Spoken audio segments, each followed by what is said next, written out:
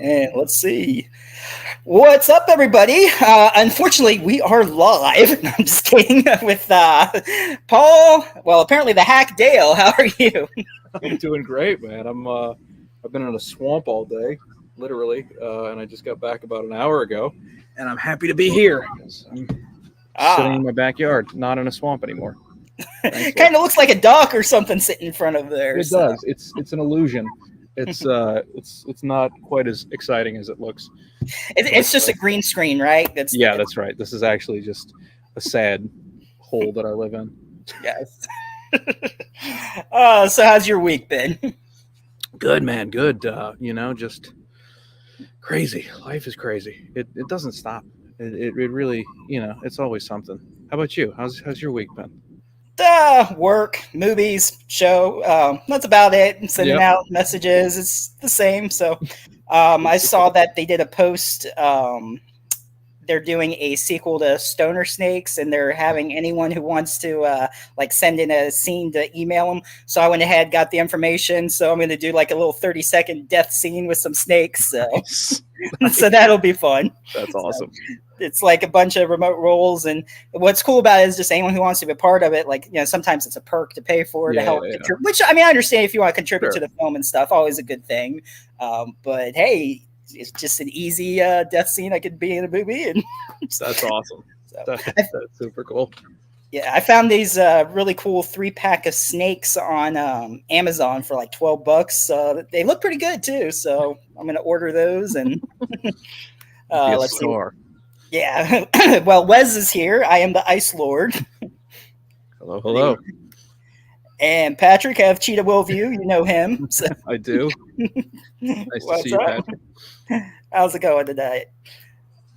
Sorry, anyway. I'm supposed drinking. I hope that's okay. It's been a long day. So I'll blur it out. I'll have to find the blur out button. And whenever you lift the cup up, just blur it out. I'll lean if that's more beneficial. It doesn't matter. I'm not monetized, so I don't think it'll matter. What's funny is on a friend's stream, and I know Patrick's gonna be like drink. When we were at Spookella, I had a Fireball and I forget what the bigger ones I was drinking out of. So every time we said Spookella, like, oh fuck, a drink, and we're going off to the side drinking. It was fun. I don't think. Have you done? I haven't done Spookella. No. I've done Spooky Empire. I know you did Empire. that. Yeah, that's where I met you. So that's what Patrick said. He said Spookella. Yeah, it's funny. I didn't even know you were going to be there. Like I had seen you on Patrick's show, and I was just wandering around, and I'm like, I saw getting like, what the hell? I'm like, oh hey. Are you going to be at the one in May? I want to. I don't know if I'll do a day or not. If I can find someone to go down just for a day and back. Because I'm off Thursdays and Fridays. So if I did a one day, but I want to meet Catherine from Lisa Frankenstein and Freaky. Oh, nice. But she's there Saturday. I'm like, son of a bitch. I'm like, to take off work or not? So I don't know. So, but I'm hoping maybe once some movies that I've done, once they come out, I'm probably going to try to get a vending table and do that. It's fun, man. Vending is a lot of fun. It's a good time. Yeah, I was talking to Mel Heflin. Maybe I don't know if she's still, depending on her schedule, like maybe share a table with someone or Yeah. So I had even mentioned something to Jessa Flux. Oh yeah. Because we're both in cheerleader elimination, so maybe I'll team table someone. That did sound. I'm going to team table some people. Just quiet, Jessa, Mel. Oh man. So did you really suffer through my entire filmography in the past 3 days? All 4 of them, yes. I wasted 4 hours of my life. No, they were fun though. I enjoyed it. I mean, I'm glad, man. Listen, I don't claim Killer Kites. I wish my name was not on that movie. That's a complicated situation. But so what was it? What was it? Nazi kites or communist kites? They thought they were Nazi kites, and then the twist is that they were communist. Look, I don't know if you want to get into this yet, or if you want to go chronologically. I'm just here for the ride, man. So you tell me if you want to get into the nitty gritty of Killer Kites and my beef with that movie. I'm happy to talk about it.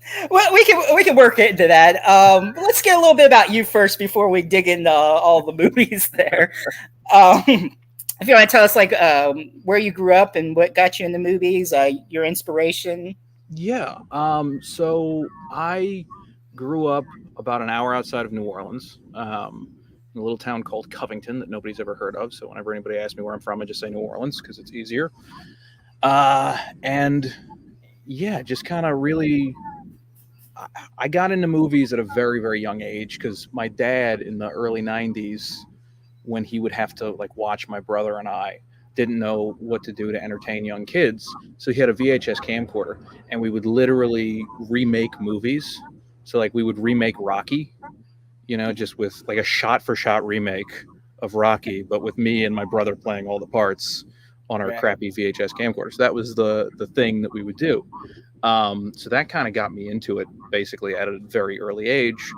And weirdly, when I was a kid, I hated horror movies. Like I was a candy ass child. I did not like horror. It scared the crap out of me.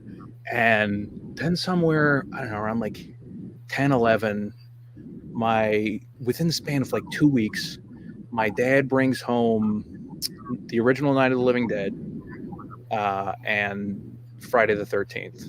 And those two like got me hooked and turned me into a crazy person. Basically just watching all the horror crap I could, especially as I got older and I, back when video rental stores were still a thing, I realized that I would devour all of the new release movies so quickly that there wasn't enough new content for me to watch. And the only genre that was an exception to that was horror. There was always new, really shitty horror movies, frankly. But yeah, so I grew up on a weird, steady diet of, horror movies, and then Mel Brooks and Monty Python and Airplane and crap like that.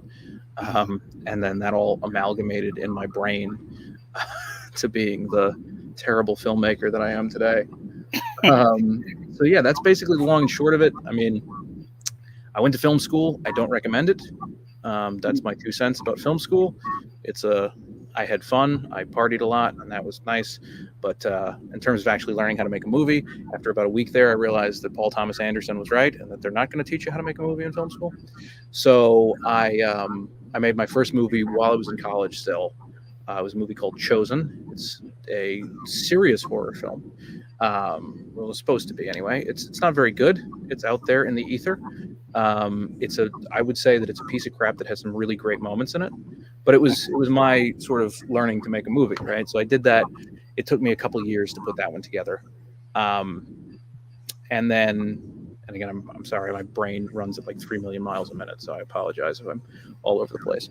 But we put that movie out, and it basically, I thought naively, because I was a young 19-year-old idiot, that I was like, I'm going to put this movie out, and they're going to open up the doors of Hollywood, and they're going to say, Paul, welcome. We've been waiting for you, right? Yeah. And that didn't happen. I don't know why nobody was interested in a very talking heavy black and white artsy fartsy horror movie that was made by a 19-year-old. And so I kind of basically, hello. Hello. Yeah, so I from there I had this idea to make Silent but Deadly, which I had the title and concept for years.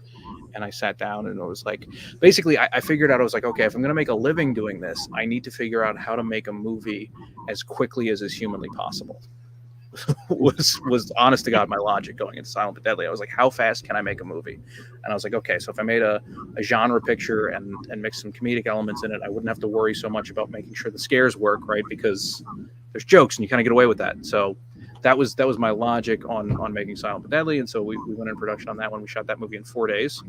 And then it took me another year to edit it, because when you shoot a movie in 4 days, you're missing half the shit that you need to to cut a movie together. But yeah, so that's sort of the start of my journey. I'm sorry, that's a very long answer. That's fine. Whatever. It's like, we're on a time limit here. Come on, wrap it up. No, I'm just kidding. Look, if I get too wordy, just tell me to shut up. It's fine. My wife does it all the time. I won't take it personally, Steve. That's right. It's like, all right, next topic. Let's see. You're boring everyone. I know, you're so boring. Damn, I don't know why I invited you on. This is more boring than your crap movies.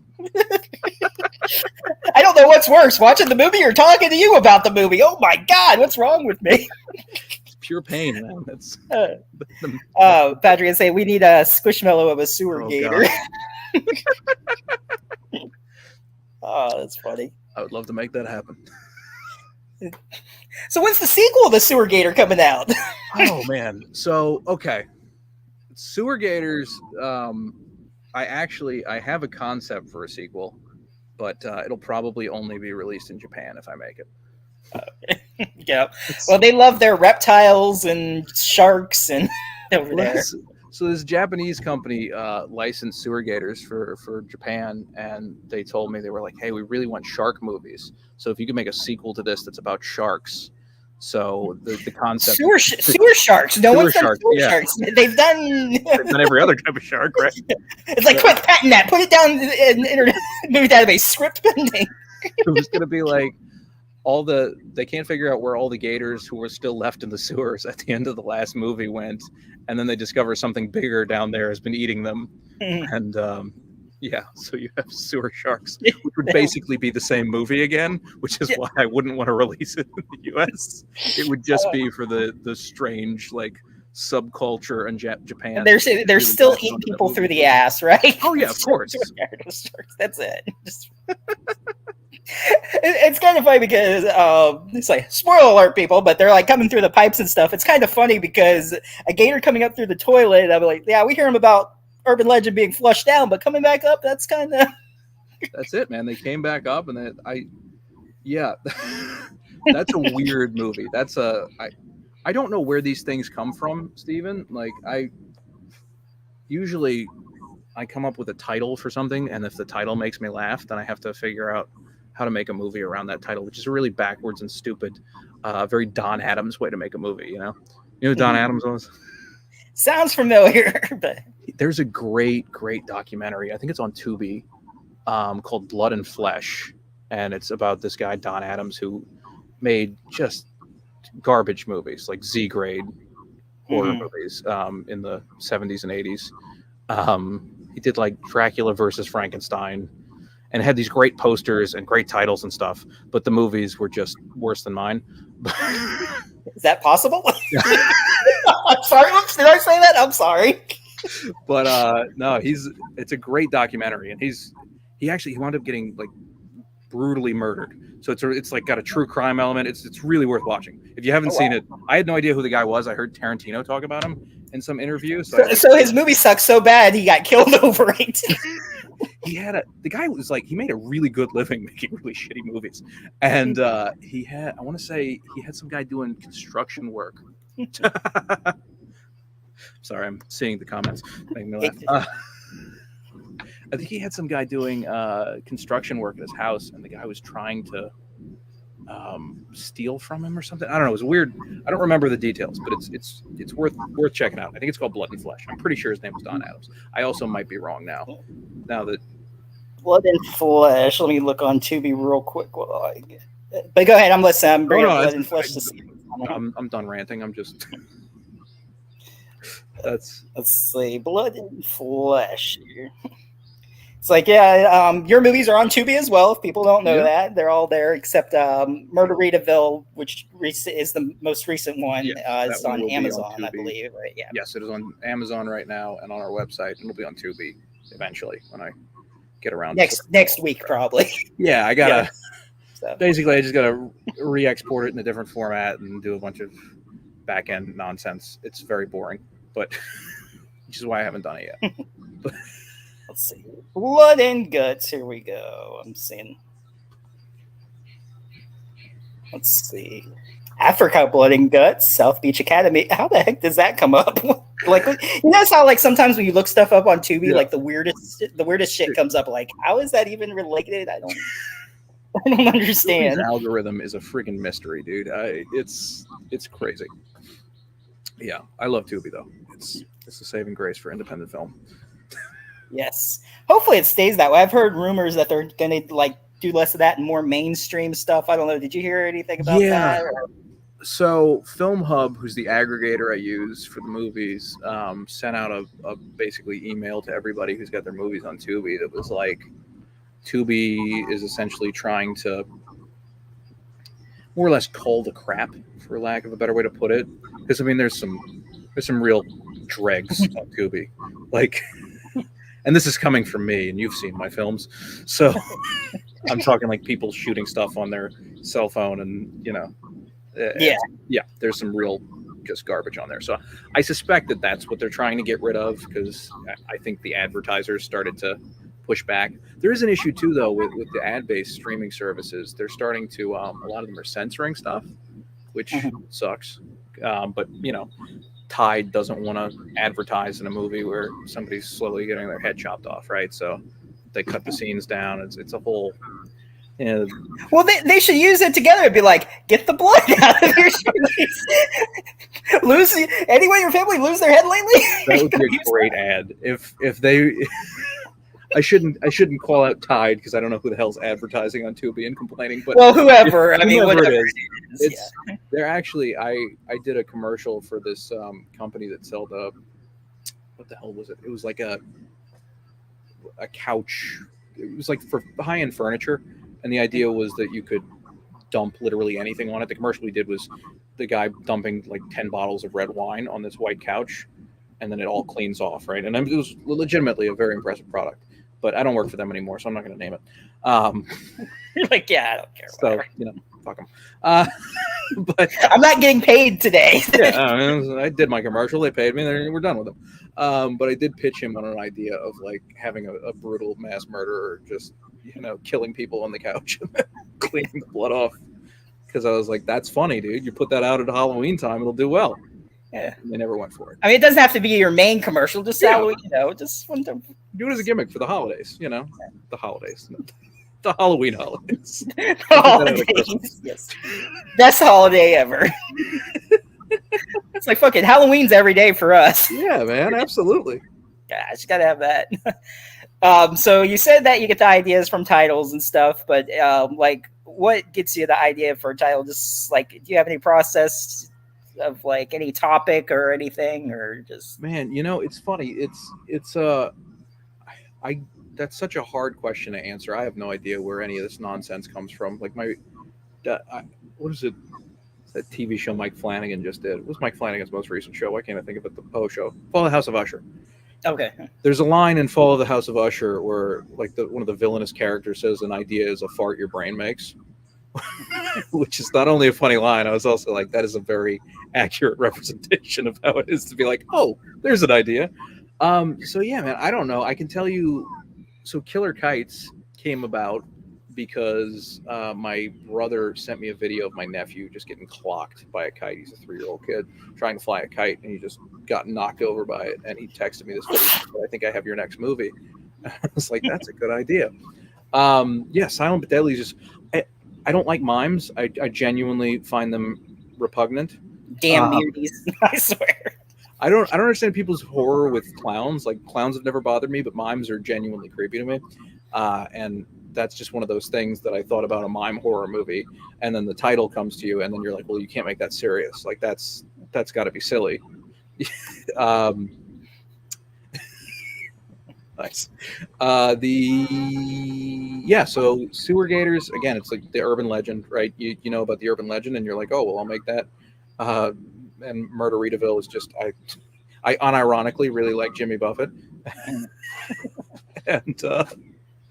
and that, I don't know, that was originally going to be a bunch of, the original premise for that movie was it was going to be a bunch of Jimmy Buffett impersonators having you're from Florida, right? Yeah. Okay, so you know what a hurricane party is. Yeah. Okay, yeah. So it's going to be a bunch of Jimmy Buffett impersonators having a hurricane party, and then the power goes out, and they get trapped in like this bar that they're in, and it's sort of like, and then there were none, and they started slowly getting picked off, which probably would have been a better movie, but oh well. Yeah, the sequel. There we go. There you go. So I don't know where the titles come from. I don't know where the ideas come from. I mean, I will say this, for every one of these that I make, there's probably another 20 really dumb horror movies that I have titles and concepts for that I'll never make. Like, I'll give you an example. I really wanted to make a duo of movies. I was going to shoot them back to back using the same cast basically and swapping it around. But I was going to make Earth Day and Arbor Day. And Earth Day was going to be about a bunch of hippies killing a bunch of loggers. And then Arbor Day was going to be literally the opposite. It's a bunch of like lumberjacks just murdering hippies. And I don't know why that was funny to me. But that's one of those things that I was like, that's really funny. Damn hippies. So, yeah, but, you know, or there's, yeah, I don't know. I probably shouldn't tell you any other ones because I might make them into movies eventually. So, you're like, I don't know. I probably don't want to. I was about to admit, you know, there's, here's another good one. There's a title that I came up with. I don't have a concept for it. It's really like the title, which was, I was told that shark movies were very popular, right? And you should make a shark movie for financial reasons. I don't personally like shark movies, but, you know, I like to keep making movies, and if I can make a shark movie to pay my bills, I'll make a shark movie, you know.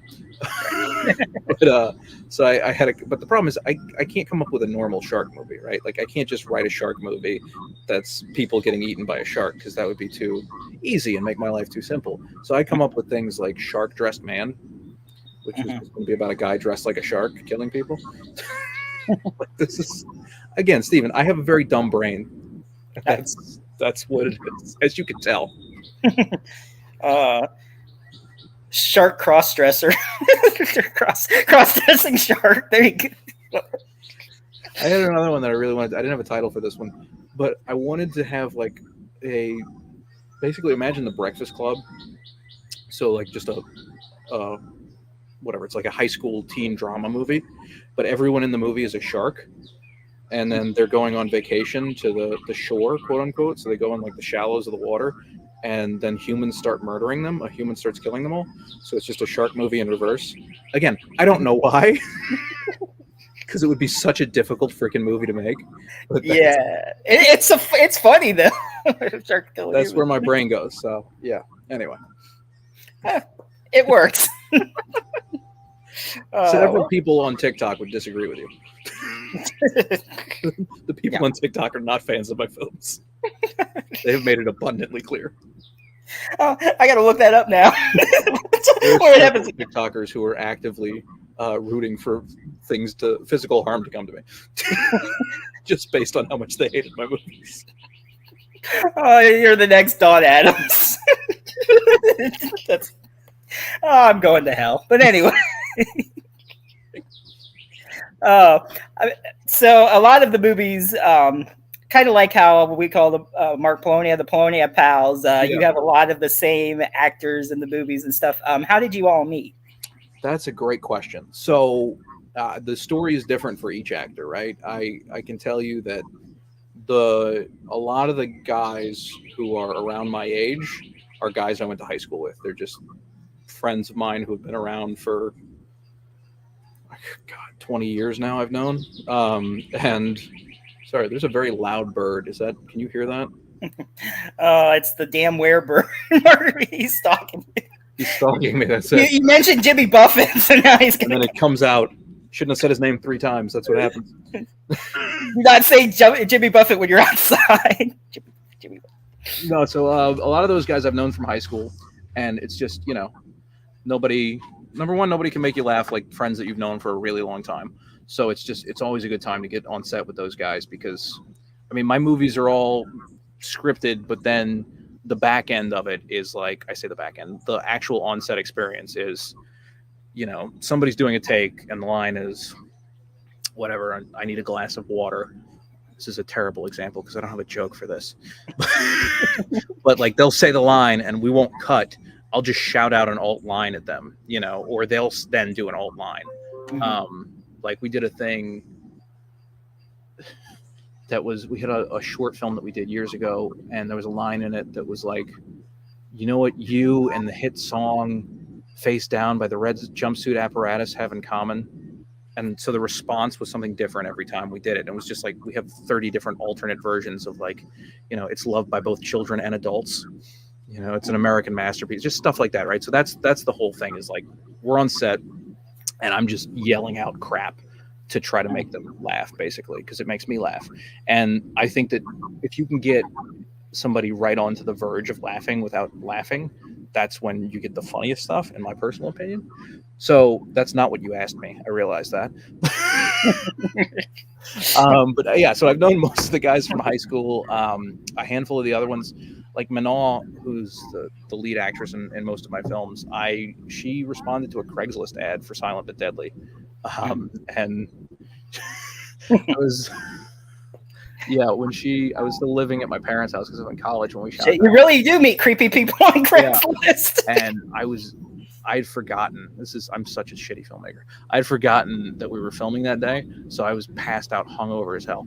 And and she knocked on the door, and my mom comes and like wakes me up, and she's like, "Paul, there's some French girl here for you." Dreams do come true. And I was like, am I still drunk? No. Yeah, so that's how I met her. I met a lot of them I've met on different shoots and things. You do enough of this stuff. I mean, this. You go to enough things and you shoot enough things with people.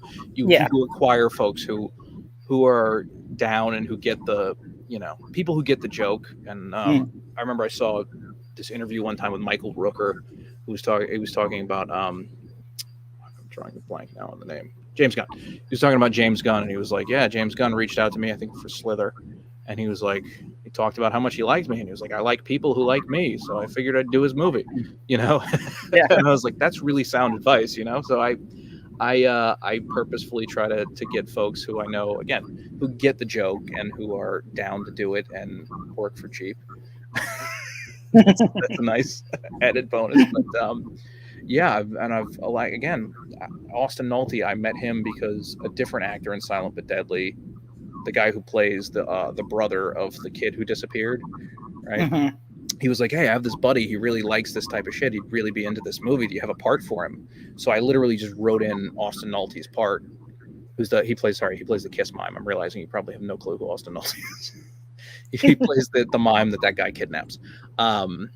Spoilers for anybody who hasn't seen the one that melds the makeup remover. Yeah, exactly. So I literally just wrote that part for him, and he's done just about every movie I've done since, and he's great. And that's so yeah. You acquire strange folks. Sean Phelan, who is, I think, one of the funniest human beings I've ever met in my entire life. He plays the mayor in Sewer Gators, and he plays the very strange guy, Gary, in Silent but Deadly, and he's got parts and all the other. The one who the fuck invited him, right? Yes, yeah, that's the guy. Is this the sauna? I'm sorry, or I thought this was the sauna or steam room. I'm sorry, yeah, whatever. So I wasn't really friends with Sean in high school. Like, we knew each other, we had mutual friends and stuff, but we never really hung out because whatever, just different groups. And I was trying to find somebody to play Gary when we were going to make Silent but Deadly, and I was at another friend of ours' house. And Sean just happened to be over there, and I was just listening to him talk and the cadence and the way he speaks. And I was like, "That you were Gary." He's like, "I don't understand what you're talking about." And he'd never done any acting before of any kind. And I just forced him to come on set, and I didn't give him a script. So I would just literally tell him the lines right before he said them. And he subsequently turned into a great actor who I think is fantastic. And I put in all my stuff. Oh, there you go. So yeah, I'm sorry. That's a much longer answer than what you probably wanted. But again, I'm very long-winded if you can't tell, Steve. It's fine. Don't come to my booth at a con, anybody, because you'll just have me talk your ear off for 45 fucking minutes. Well, it's true. I had to go to get my photo session. I'm like, yeah, I got a photo session. I cried. I didn't have a photo session. I was tired of talking to you. Jeez, gotta get out of here. That's a long guy. But Spooky Empire is fun, though. It's a good show. I like that. Is a great show. Yeah, that's probably my favorite. Yeah, that I've ever done. What other conventions have you done? I've done Days of the Dead, a few of those. I know they rotate that sucker around, so I've done the one in Vegas a handful of times. Cult Classic Con They just started doing it in Louisiana. They started in Austin. I've done that one. I've done a bunch of them. Those are the ones that immediately come to mind. The thing is like where I'm at really doesn't have any. So you really have to travel to do any of them, which kind of sucks because by the time you pay for the booth, get on a plane, pay for a hotel, right? It's like, all right, I got to sell this many copies of the movie in order to make this not just a very expensive trip to a weird town that I don't really want to be in. I'm not going to mention any particular town that I've been in that I felt that way about, but there was at least 3. Like I paid to come here and I didn't even break even. Son of a bitch. So that definitely happens. I mean, that sucks when that happens, but it's worth it because the cons are it's so much freaking fun. Like I was at Spooky and this girl came up to me and was like, "Are you the guy who made Silent but Deadly?" And I said, "Yeah." And she said, "I love that movie." Like she had no idea who I was or that I was going to be there. She just saw a poster behind me. And anyway, we wound up talking for like 20 minutes. It's the coolest thing when you meet somebody who's actually seen your shit and actually likes it, you know? Because I'm not unaware of what I'm making. I make some weird stuff. There's a very specific niche of people who like the type of shit that I'm making. Right. Yeah, you got to have that sense of humor. Yeah, it's a very particular. Hold that thought 1 second. I'm going to put a light on because the sun is going down over here. All right. There we go. That's better. All right. We're back. All right. Look at that. Welcome back for a commercial break there. There you go. Believe it or not, I do know how to do lighting. Okay. You wouldn't know it from my films, but only for interviews. That's it. That's right. I don't care what they look like in the movies. It's like, yeah, fuck them. They can look bad. I gotta look good. No, I gotta look good. Me and Brock Peterson have to look good. Yeah. So speaking of Brock Peterson, what was your thought process of him? What made you want to be the news reporter in that? Well, that's Brock Peterson is his own person, and I don't want to speak for him. You know, he's the devil. But no, I'll tell you. So Brock Peterson's a character that has been around since I was making movies with my friends in high school. He was not originally played by me, but I had this idea I saw this video of Geraldo Rivera pretending to be shot at in, I don't know, Iraq or Afghanistan or something, but he was like 5 miles away from where the shooting was. It was very obvious that he was I think I remember that. Yeah. For the camera. And I was like, God, this guy's such a douche. Anyway, so that was kind of the genesis of the character, was just this idea of a very overly self-righteous news reporter who was just a douchebag.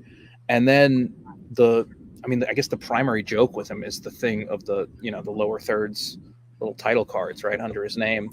And that came about during Silent but Deadly. Was really the first time I ever started doing that. And the initial thing I just had underneath it was BAMF, right? Because I was like, oh, if Brock Peterson was typing out his own title card, that's what he would refer to himself as, a badass motherfucker.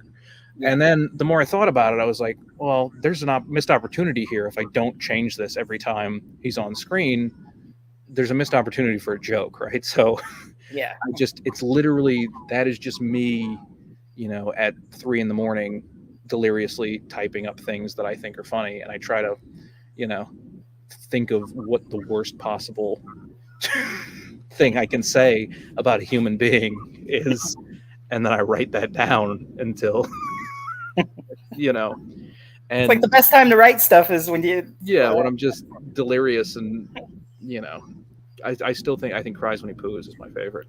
Yeah, that was a fun one. That's a tough one to beat.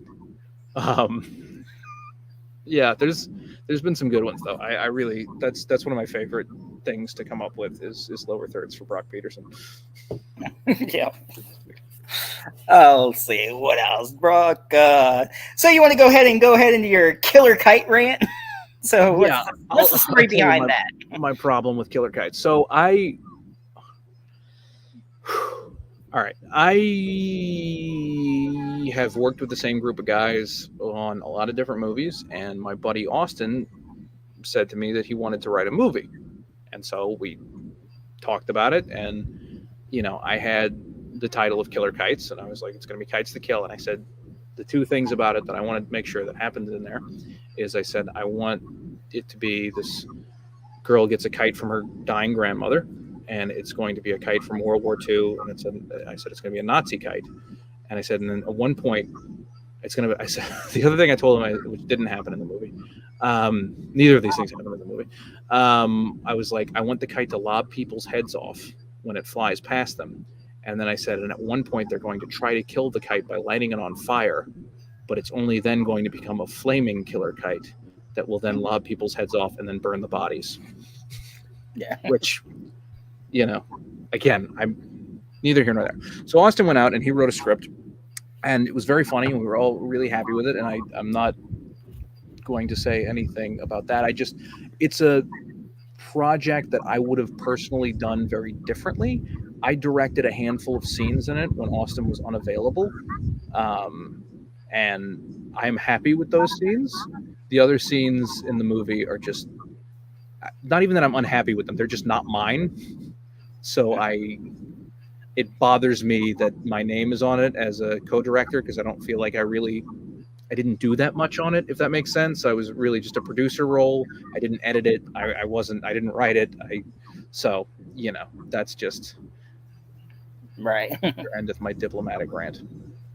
Rather have more of a hands-on to say.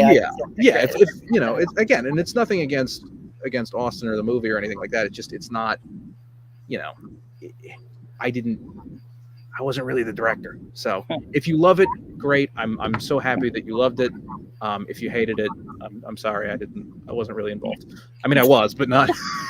It's like, if you love it, great. If you hated it, it wasn't me. I mean, look, if you hated the other ones, then just send me your hate mail. I get it. It's fine. But that one, I really didn't direct. Right. So it's hard for me to take the hate or the praise on that one. So Silent But Deadly, you said, took 4 days. For the rest of them, about how many days does it normally take to film them? So I would say that my goal with any picture that I make is to shoot for 4 days and then a day of pick up extra stuff. Mm-hmm. Killer Kites took astronomically longer than that, but again, that was not my picture. Usually it's about 4 days for principal photography, and then we go back and do. So Sewer Gators is a good example of this, right? We go and shoot the main stuff of anything that involves the main cast, right? So the sort of main A storyline where you got the sheriff and they're going into the sewers, or they're at the sheriff station, or wherever the hell they are, all that stuff gets shot in 4 days. And then there's a few extra days where I'll go out and I'll shoot the thing with the Mormon going door to door, right? Because that stuff I can pick off in an hour or two. It doesn't require a full day of filming. So because I don't have the budget to make shit in a way that makes sense, which I don't. I find it's easier, to get people available if you're more flexible with them. So it allows me, basically, I know in 4 days I can get about 70% of the movie shot. Realistically, I mean, my movies are an hour, so it's not that difficult. I say they're an hour; they're 50 minutes with 10 minutes of bullshit credits. So, so I know I can get 70% of the movie done in about 4 days, and then after that, I'll go out and, like I said, pick up just scenes that are, every 7-ish minutes, you want to have a kill happen, generally speaking. So, I'll go out and shoot those things, because we'll do just asides of the hitchhiker who's getting killed, who doesn't have any actual interaction with the main cast, or I'll do the Brock Peterson stuff, because I can go do that literally in my backyard with a tripod. So that's, again, dude, I'm sorry, Steven. I am the most long-winded, boring person. I listen to myself talk, and I'm just like, my God. What have I got myself into? I'm just non-spout. Yeah, but yeah. That's it. Spook Hall. What would you say on any of the films was the most challenging for you? Boy, that's a good question. Let me think about that. This is going to be very riveting television while I contemplate the answer to this question. For a long time, the biggest challenge was post, because again, I would shoot these things so quickly that you wind up, when you're there on the day, and I do this every friggin' time, and you would think that I would figure this out by now, but I'm thick-headed apparently. You're like, on the day, you're like, okay, I can cut this shot that I need or this scene that I need because I'll piece it together like this. And rather than taking out my phone and putting a note down of saying, hey, you're going to cut this scene and then do this to make it work. Because in the moment, it makes sense, right? You're like, okay, that makes sense. I can do that. Because the sun's going down, you're running out of time. The actors are, pissy because they're not really getting paid much, and the only thing they've had to eat is pizza and beer. And it's like, okay, we're losing the daylight. So how are we going to do this? So you make those cuts, right? And the problem is that then 3 months later, you're sitting there alone at your editing bay trying to piecemeal this thing together, and you don't remember what you were going to do to make all of these things work. Right. So it's this process of having to go back and try to figure out how to make the flow happen, because it's easier to make those decisions and things in the moment, in the heat of battle, right? When you're actually shooting the damn thing, because your head is so in that space that creatively you can figure out solutions really easy. And then post is a nightmare. That was an issue for the longest time. I've gotten better at it as time has gone on. I'm able to cut a lot faster and remember I have tricks. Like if you watch, you probably saw some of them. If you watch all of my movies back to back, you'll see certain common threads that I use to fix my holes in the story. Brock Peterson is one of those. So, that's always the biggest challenge. Outside of that, it's an issue of, I don't know if this is a challenge so much as it's just, it occasionally fundamentally bothers me when somebody leaves a review online, like a real crappy review, and it's just obvious that they didn't get that the movie's a comedy. It really irks me. This is a personal challenge, because okay, you can get that as comedy and not think it's funny. That's fine. I don't give a shit. There's plenty of people who leave shitty reviews. Sometimes, honestly, there's some really funny shitty reviews. I love reading. I read every comment on Letterboxd. And you're getting views and attention either way, whether they like it or not. They're still, hey, they watched it. I remember on my first movie, there was an Amazon review that was just not good. Period. Not good at all. And that made me laugh so freaking hard. I was like, I can't complain about it. It's just so funny. But just on principle, it bothers me when people just clearly don't get, they're like, those rubber alligators and sewer gators weren't scary at all. And it's like, yeah, I know. I'm sorry, we'll use real gators next time. What do you, it's a movie about alligators eating people by the asshole. What do you think is... So that it irks me so that's my, probably outside of post, that's my biggest challenge, is not just angry responding on the internet to idiots who are gonna be like in Jay and Silent Bob when they go to their houses. Did you say Jay and Silent Bob? They would kick your ass. Yeah, I said that. But their asses. Oh. It's one of those things too that it gets easier. Now, at this point, if somebody leaves a shitty review for one of the older movies, it almost always makes me laugh. When it's fresh and you feel like I put all this effort into it, it's like, oh, you bastards. But that's why I still like reading all the bad ones, because again, most of the bad ones really make me laugh. I do love too when I get a bad review that references a joke and they'll put the joke in there in quotes. Because most of the time when I read the joke just in text form, I'm like, that's still funny. It makes me laugh. This joke wasn't even funny. And I'm reading it and I'm like, that's pretty funny. It is funny. I don't know what you don't think it's funny. I'm sorry you don't like it. Sorry. Well, yeah, here's a review. It's like sewer gators, just like where the sewer swim, it's shit. There you go. That's a good one. It's like we're just gonna, yeah, but we'll just do the roast of Paul Dale. Let's just roast him in this movie. That's fine, man. I have no problem with that. It's like get some more ideas. Who cares? It's fun. It's all fun. I mean, like people got to understand what they're getting into. It's like, come on, you're watching Surrogators. You think you're gonna watch an Oscar-winning movie, like $1 million effects? I mean, like. Well, I've started just responding to people online and I try to be, unless somebody's just a real asshole, I try to be genuine, and I'm like, hey, I'm sorry you didn't like the movie. Because genuinely, I think to me, this is the other thing that irks me. I'm sorry, I'm going to bitch about people online now, because now you got me on this soapbox, Steven. There are people who will just go into a movie and hate watch it. Like they watch a movie because they know they're going to hate it, and not in like oh, I'm going to watch The Room because it's bad, but it's going to make me laugh kind of a way. It's like, I want to feel angry. And I'm like, dude, life is so fucking short. Why are you going to do this to yourself? Just go do literally anything else. I'm not lying to you about what the movie is. The tagline for Surrogators is, it's going to be a crappy day.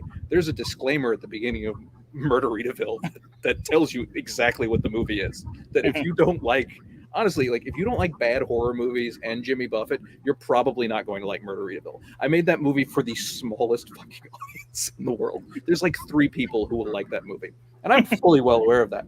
But those 3 people love that movie. It's like you're talking to one of them. I don't know who the other 2 are. Patrick, who was in here. There we go. Yeah. Everyone who likes the movie, you've been on their show. Yeah, exactly. Well, that's what, honestly, I only really made that movie because there's a bit in there where the girl gets like burned up by the sun. You know what I'm talking about? Yeah. So I met her, the actress's name is Piper. I met Piper at a horror con, and I made some joke because I was wearing a Hawaiian shirt, and I was like, yeah, I don't fit in here. I look like I'm going to a Jimmy Buffett concert, you know, because everybody else, they're wearing black, and I'm just drinking a beer and wearing a Hawaiian shirt at noon.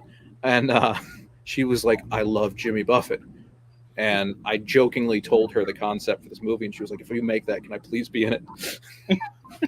And so really, I made that movie solely based on that interaction, which is a very stupid thing to do from a business perspective, because that movie cost me a lot of money and time. But but it was fun. I enjoyed it. So yeah, that one.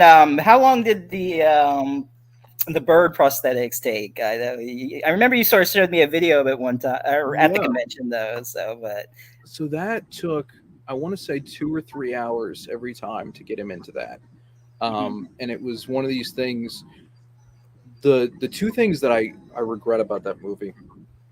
I mean, there's a lot I regret, but the 2 primary things I regret about that movie is I wanted to have more of the bird prosthetic, but the problem is that it was so time and constructive to time. What's the word I'm looking for? Whatever. It took a long time to get him.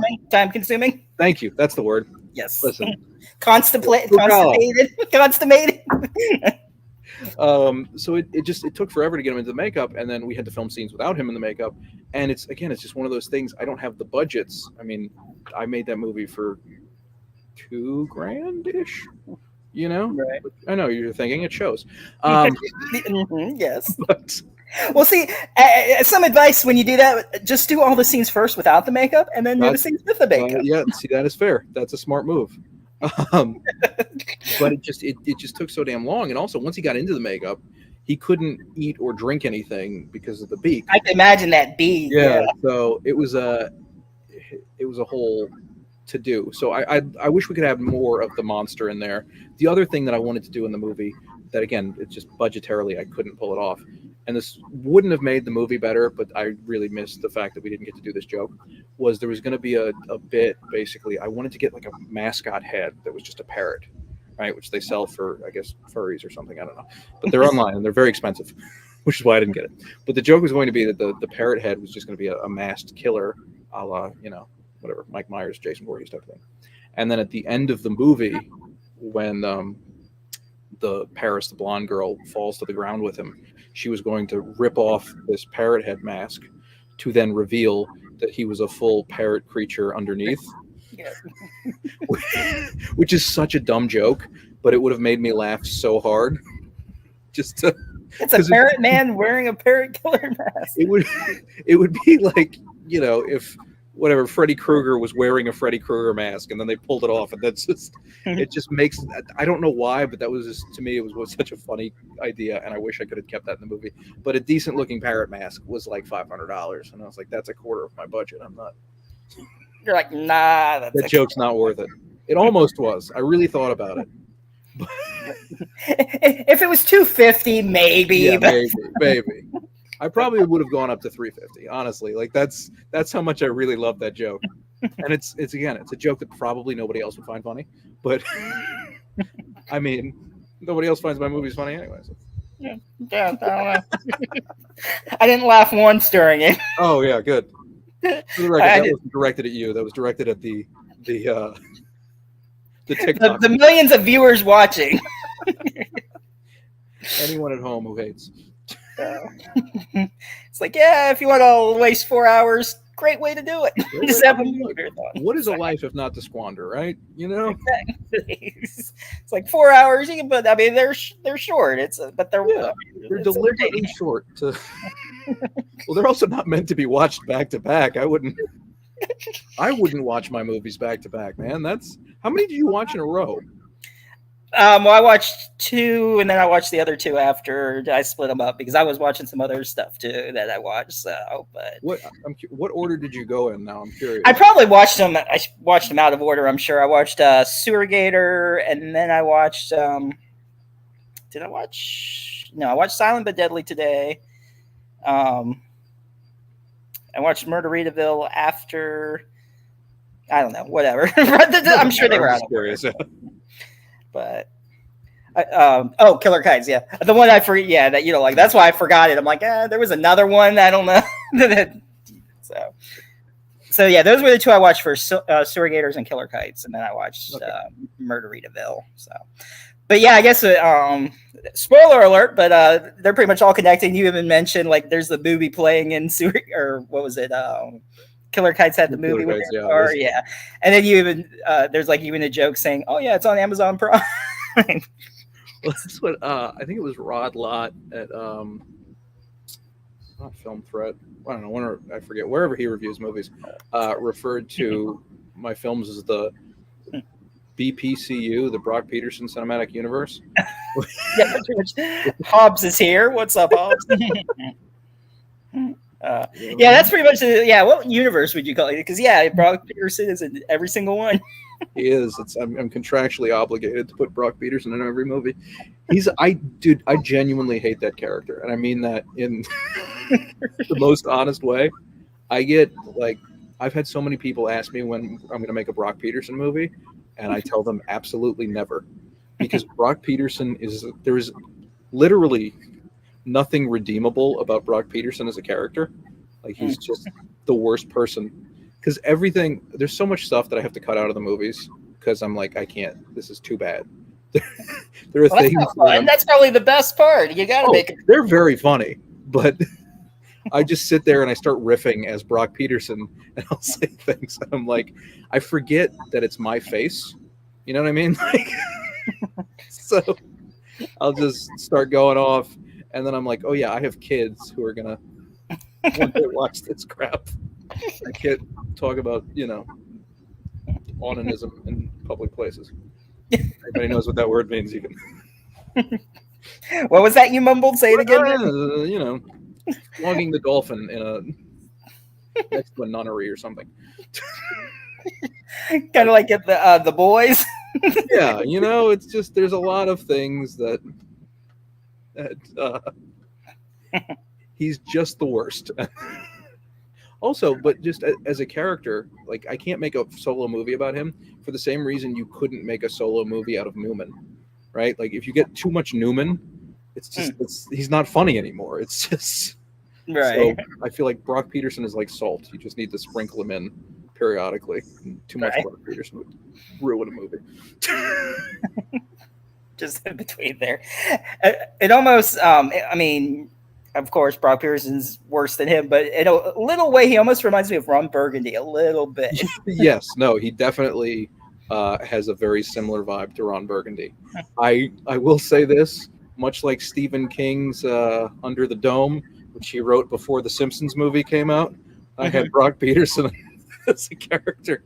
I want this on the record that Brock Peterson was a character when I was in high school before I'd ever seen Anchorman. We did not rip it off. Yeah. You're like, no, it's all right, I swear.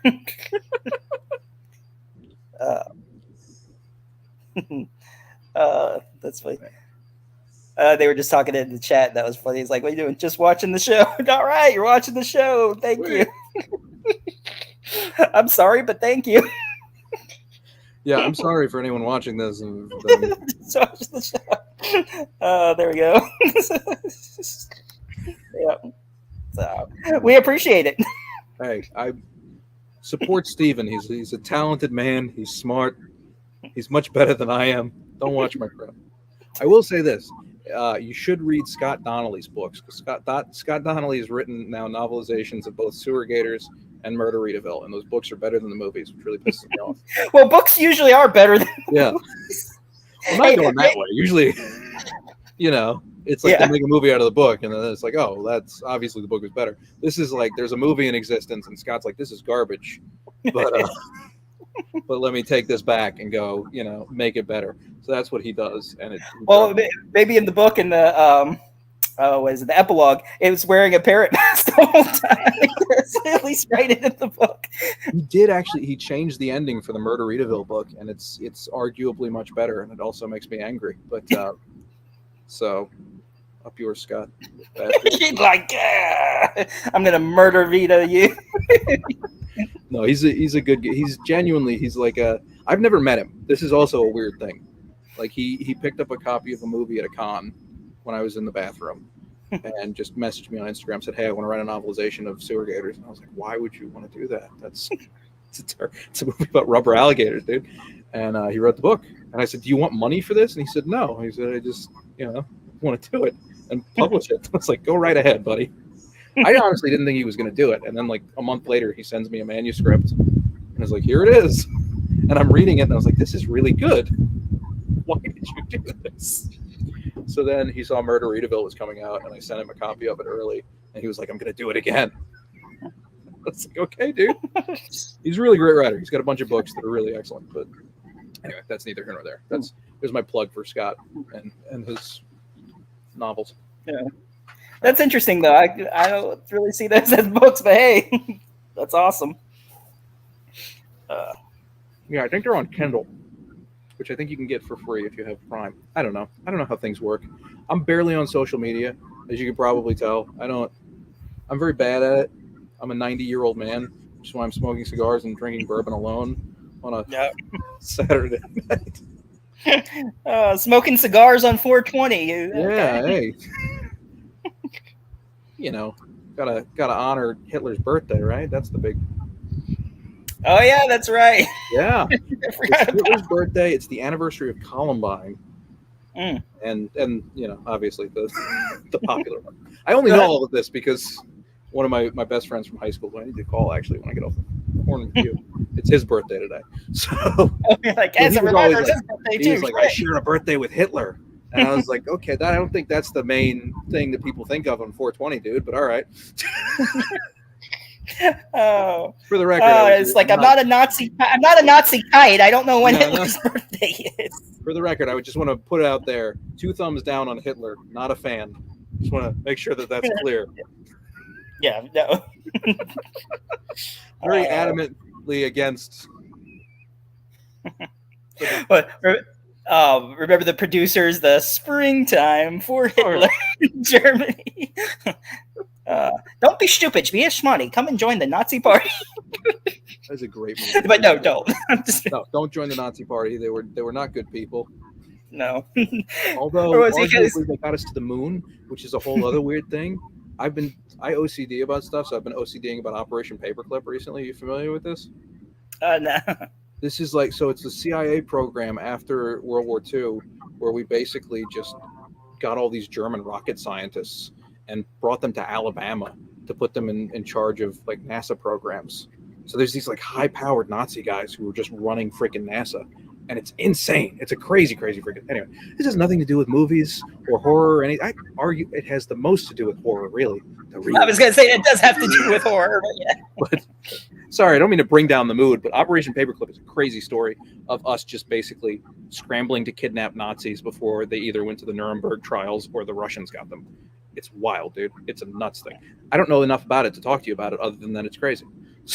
So I don't know why I'm bringing it up on an interview. Google it. That's all. Just Google it. Google Operation Paperclip. After you watch this, after you give it a thumbs up for Steven, give him a super chat. Is that a thing? Super chat's a thing? But I don't think I have them or whatever. Well, this is through StreamYard anyway, so I don't think you can do it on StreamYard. But I don't know how anything works. But my Cash App, if you like. There you go. Give my Cash App there, Buy him a coffee. Exactly.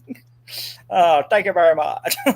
No, a good random movie I thought of since you're sort of talking about Nazis. At Pupil, the Stephen King movie. That is a great movie. That is a great movie. Yeah, I had a high school teacher recommended that to me, weirdly enough. He was like, "Oh, yeah, you like movies, huh?" And I was like, "Yeah, you should watch this." Yeah, that's a great freaking movie. And watch him be like, "It's based on my life." What? What? True story based on me. What? I don't know if I want to be in this class anymore. Yeah. It wouldn't surprise me. He was a quirky guy. He was a very an odd fellow, to say the least. Interesting. Yeah. I'm trying to see what else. We pretty much covered Sewer Gators. Let's see. I don't know if anyone had any questions in the chat. Probably not. Let me see. Probably not. Nobody. Listen, I can tell you how not to do it. There's one thing. Like, here, got some advice about. There you go. Don't make movies. It's a terrible business. It's the worst. People are mean on the internet. Fuck it. The internet's full of assholes. Like, fuck the internet. Yeah, man. They're jerks and they're mean, and especially the people on TikTok. People on TikTok have no sense of humor. They're the worst. I hate them. I hate that stupid app. Unless anybody on TikTok likes my stuff, then they're okay. But everybody else on there sucks. It's like, if you don't like my stuff, you suck. That's it. No, man. Like I said, I genuinely, I really like the bad reviews because they make me laugh really hard. Like I when they're funny, unless they're like just dumb. That's the worst. When people are just dumb. When they're just dumb. I mean, and sometimes too, it's like, at least if you say something, back it up a little bit too. If you're just saying something, like, is there a point to it, or how? Hey, how can I do better? What do you suggest? You want to write my next movie? Sure. You want to fund my next movie so I can afford to do more than 2 takes? I'd love to be able to get better performances because the sun wasn't going to. Anyway, I'm sorry. I'm getting back on my soapbox, Steven. That's all right. You want to talk about the future? What's coming next? What are the next big projects? Yes. What's the next pile of shit we got coming out? So I think, and this is my tentative plan. I'm taking a short sabbatical for a moment. I say that basically I'm not going to make anything over the summer, which is the first time I've done this in several years.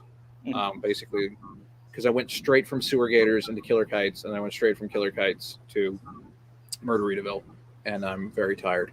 But once I'm done with this brief sabbatical, we're going to hit the ground running with a trifecta of movies, which is going to be very dumb, but I'm very excited about them. I will tell you the 3 of them now. This is our tentative plan at the moment. Is one is going to be called what is it?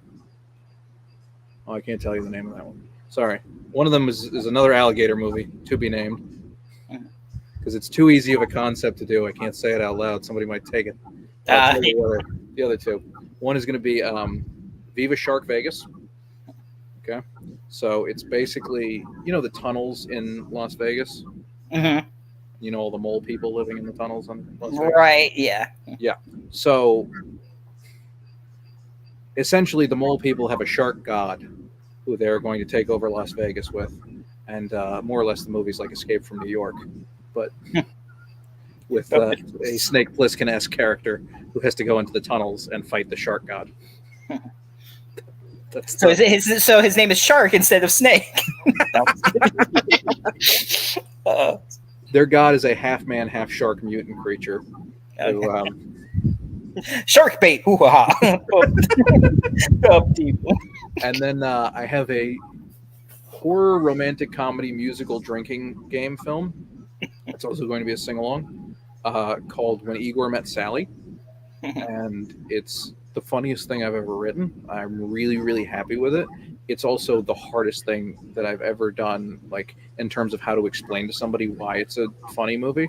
You know, because like mostly my titles usually kind of tell you exactly what you're getting in for.